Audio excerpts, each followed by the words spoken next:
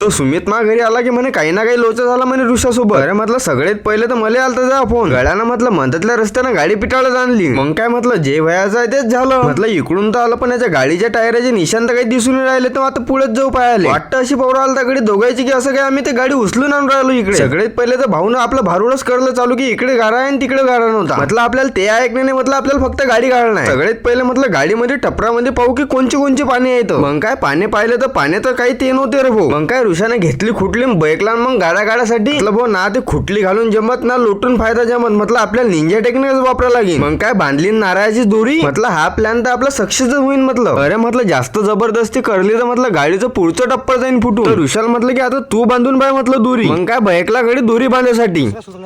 तर हे